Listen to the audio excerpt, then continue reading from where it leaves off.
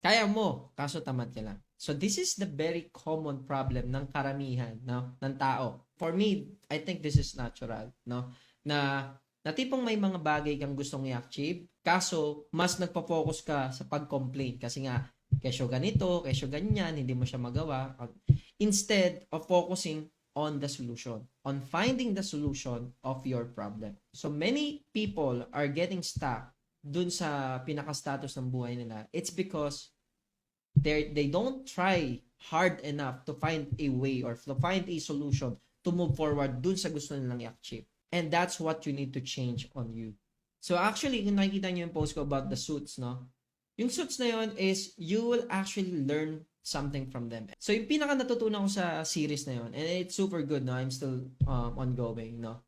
Na tipong pagka meron silang problema, mga boss, they don't complain. They almost always focus to find a solution to solve those problems. And that's what you need to apply on you to solve your own problems, no? Instead of, wala kasi akong laptop eh, paano ako mag-aaral mag-code? There's always a way, no? There's always a way. Kung always ka nagpo-focus na wala kang laptop, you can't really move forward, no? There's always a way. So ano yung mga way, no? Possible, pwede kang mag-code sa cellphone. Possible, pwede kang mag-code sa home shop. No, gamit ka ng mga website na nakapag-run ng kung ano ba yung gusto mong aralin, no? JavaScript, Python, kung ano-ano pa. And there's always a way to solve the problem. And I believe on that. And balik tayo doon, no? Kaya mo, kaso tamad ka lang. And for me as well, no, there are times na tinatamad talaga ako. Pero I can assure you, mga boss, sa times na tinatamad ako, mas marami yung times na nilalabanan ko yung katamaran na yun kasi nga may gusto akong i-achieve. May gusto akong i-meet. And kailangan ko labanan yung katamaran na yan. And that's how I deal with laziness. So I hope nakatulong to sa inyong video na to and mga boss. And kaya mo yan. Heto na naman tayo. Panibagong araw, panibagong video, panibagong mensahe. Para sa mga taong sukong-suko na sa mundong ito. Sa mga tao na inaayawan na yung buhay nila. Kasi na. Ang hirap harapin ng problema, lalo na kapag nag-iisa ka. Tipong kada bangon mo sa umaga, alam mo sa sarili mo na hindi ka na masaya. Wala na yung gana na dati araw-araw mong dala. Tangtangi na lang na natitira, yung pagkabahala at pagkadismaya. Kasi isipin mo naman, haharap ka sa napakaraming problema. Problema sa pamilya, problema sa trabaho, problema sa pag-ibig. Isama mo pa yung problema sa pera. Minsan naiisip ko na lang, sarap maging patatas. Pero kahit ganon, sana piliin mo palagi ang lumaban. Kasi sabi nga nila, ang buhay hindi naman palagi tag-ulan. Minsan, dadaan ng bagyo. Pero umasa ka na darating ang isang umaga na papabor sa'yo yung panahon. Papabor sa gusto mo. Papabor sa mga pangarap mo. At higit sa lahat, babalik yung saya, yung gana na nais mo. Tandaan mo lang palagi, may kanya-kanya tayong kwento. Libro na dapat mong punan. Mga responsibilidad na dapat mong gampanan.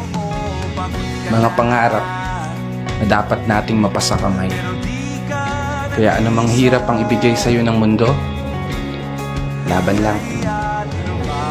Kasi balang araw, mararating mo rin ang gusto mong marating. Maaabot mo ang gusto mong maabot.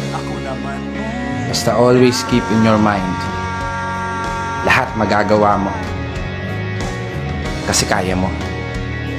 At walang sino man o ano man ang makapipigil sa'yo. Kaya isang pagpupugay para sa lahat ng mga taong patuloy sumasabay sa hamon ng buhay. This is your brother Matt for today's video.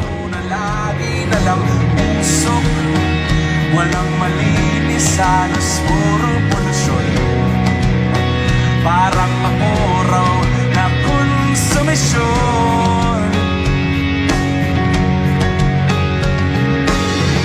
Kulong mo Papa humingi ng sorry. Dahil lahat ng hirap dinanas nyo para lang makatulong sa mga kapatid nyo sa akin. Ang baon ng mga kapatid nyo, ayaw ay nagbibigay. Kasi ang hanap buhay ng Papa, kargador lang, padya. Sapat lang para kumita tayo. Alam nyo yan. Masakit dahil hindi kayo nakapag-aral.